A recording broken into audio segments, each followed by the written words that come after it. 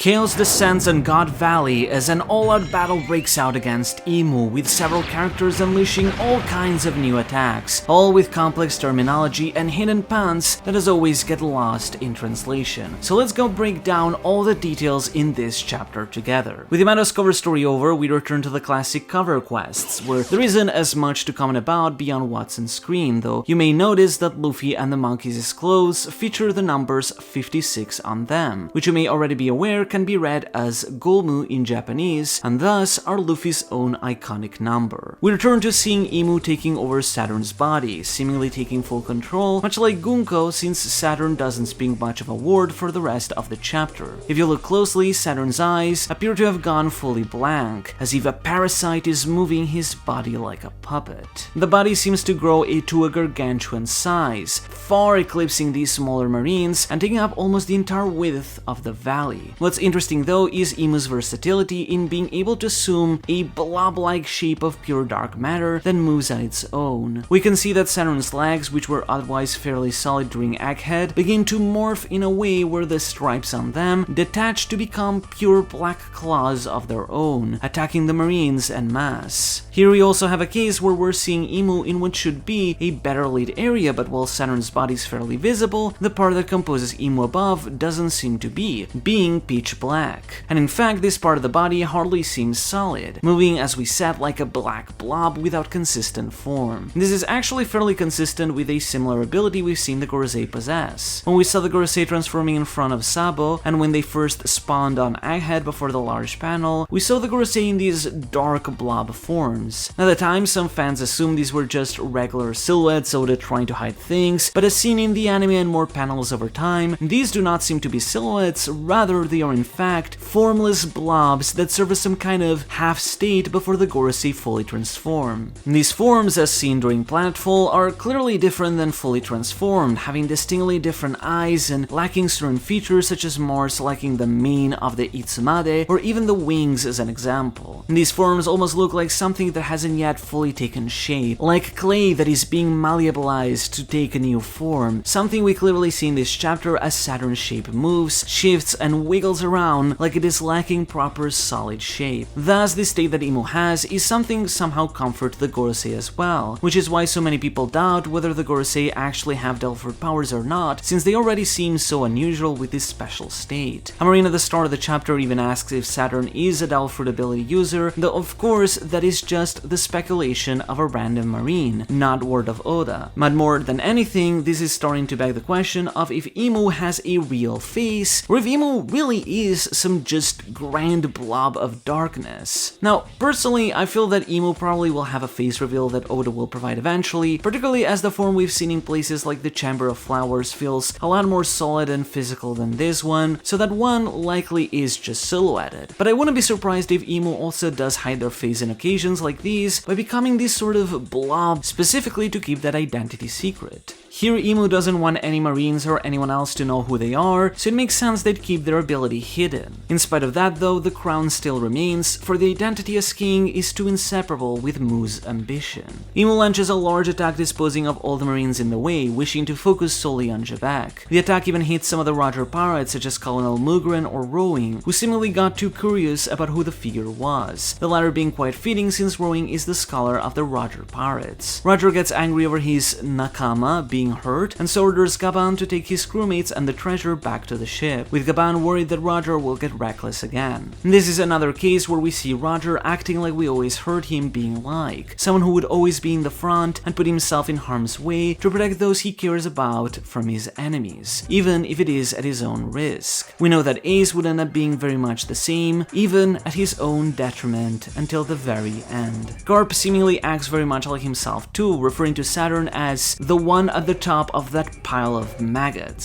speaking his mind about how much he hates the Celestial Dragons without worrying about the consequences. We similarly saw this in chapter 905, where he accidentally called the Celestial Dragons scumbags, and as we see later in the chapter, Garp has no hesitation in punching Imu in the face, which adds intrigue as to why he still remained with the government even after seeing what the top looks like, though I do wonder if he ever became aware during this incident that this isn't Saturn but in fact the king of the world. According to Sengoku in 957 at least though, he said that though the Celestial Dragons wanted him dead, his massive public influence was the only only thing preventing them from doing so, perhaps seeing him as too valuable of an asset. Still, I'm surprised he was able to go as far as punching Imu in the face and get away with it. Xebec confronts Imu directly, calling them as "Hey, king of sewer rats." Specifically calls him Dobunezumi in Japanese, which is the name of the brown rat, or more colloquially, the street rat, the sewer rat. I assume that insult that Xebec is trying to make is that Imu is like a disgusting sewer rat, scurrying around and hiding in the shadows away from the human eye. On the other hand, though, Imu refers to Xebec as Davy Jones. He appears to have a weird fascination with almost role-playing the identity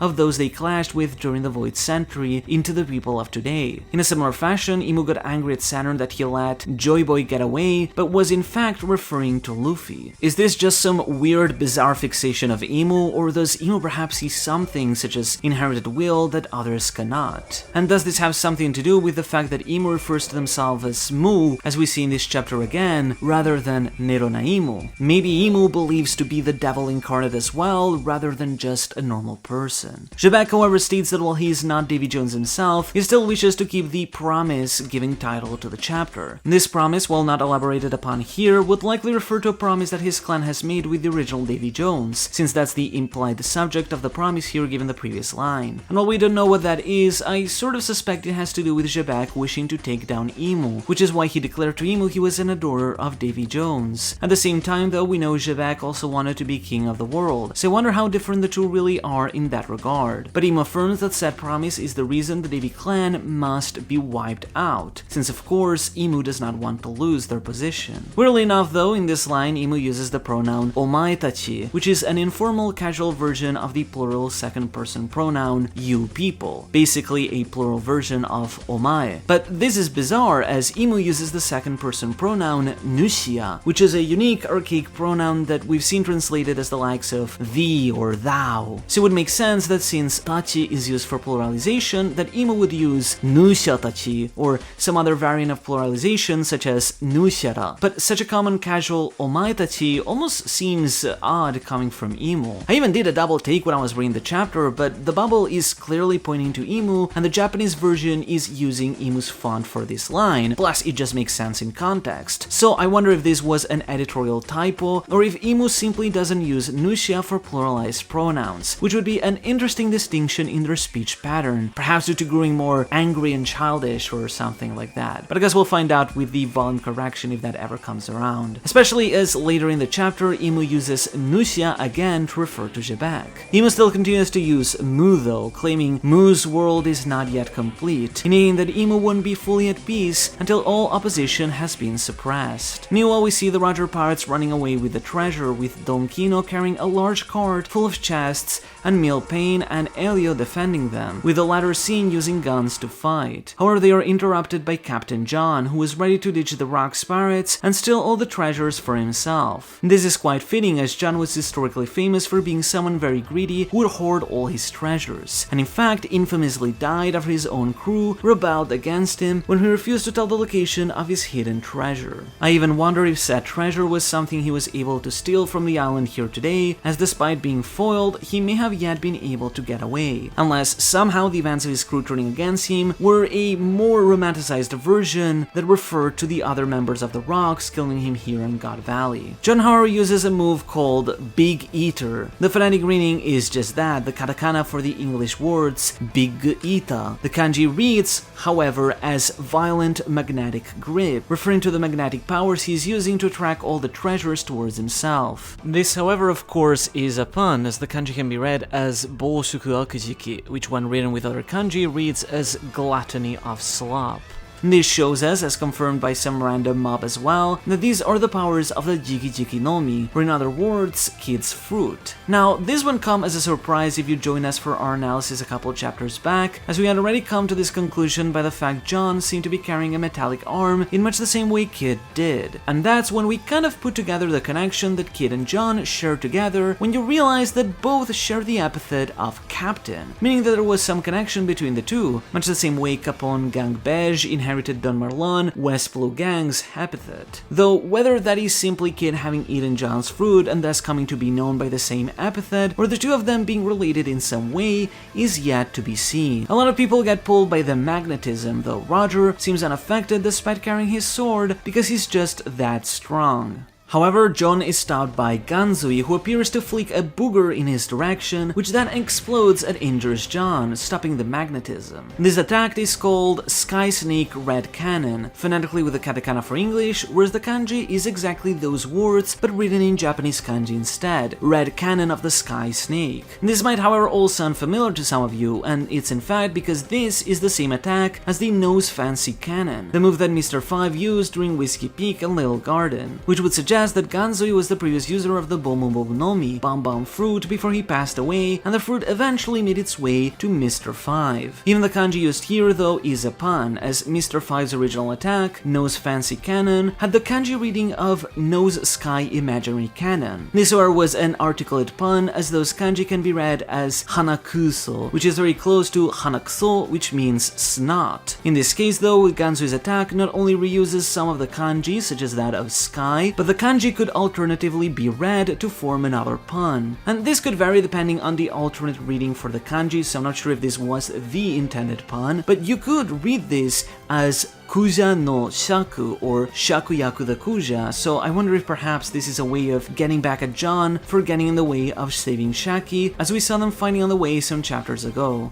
Alternatively, you could also read the kanji as Karada no Aka, which means body filth, such as sweat, snot, and all other filth on the body. Shiki confronts Ganzui about why he attacked John, but the Alero clarifies that John was likely trying to steal all the treasures for himself, as he believed the chests could be worth up to 1 billion berry. A legitimately insane amount when you think about it, which puts into proportion how much wealth the celestial dragons possess. However, Ganzui also claims that surely John isn't the only one who would think of keeping all the treasure to himself, as he points his arms towards Shiki, ready to fire at him another booger before the scene cuts away. This shows that Ganzui and Shiki ended up infighting for possession of the treasure, and also explains why Shiki was not counted in the retellings of the God Valley battles, as the poor sap was too busy fighting his own crew to join the cool guys. At the very least, Ganzui definitely seems way more skilled of a user than Mr. 5 ever was, as the explosion is quite huge, even sending Dragon flying. In the chaos, however, Dragon lost sight of Shanks, who instead wanders into an empty treasure chest, thus fulfilling his destiny as we know it of becoming trapped inside a chest that the Roger Pirates would steal, as fittingly in just the previous panel, we see the Roger Pirates taking more chests while Rayleigh carries Shaki to safety. Among them we also see the weapons of Mr. Momota and Taro, who wield a sword and spear respectively. All the actually important fighters gather at the island's epicenter, however. We have Rox, Newgate, Kaido, and Lin riding atop Zeus, with Roger and Garp joining the fray, as they all unleash their strongest attacks on Imu, completely ripping Imu's body apart, so let's go over each and every one of them. Roger uses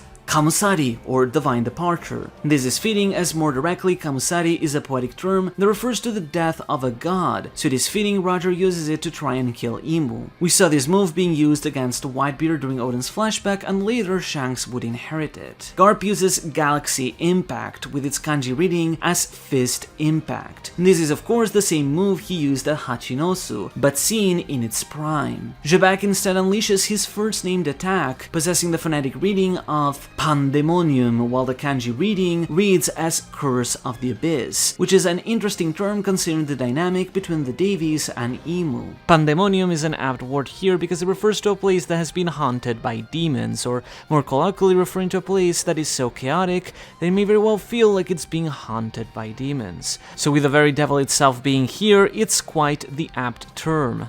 Whitebeard also finally unleashes his first named attack in the entire series, see for some of his attacks being named in video games, but those aren't canon, being Hakua, which translates to Splitting Skies. This name mirrors his weapon, the Murakumogiri, which literally means Splitter of Heavens. The attack may be a pun though, as Haku is another word for white, as in Whitebeard. Leland instead uses Napoleon to unleash the already named Ikoku, which translates to Mighty Country, which is slightly different from Dorian Bragi's Hakoku, or Conqueror Country, or Supreme Country, as she seemingly learned this attack from the people of Albeth. Kaido, on the other hand, unleashes an attack called Ryu,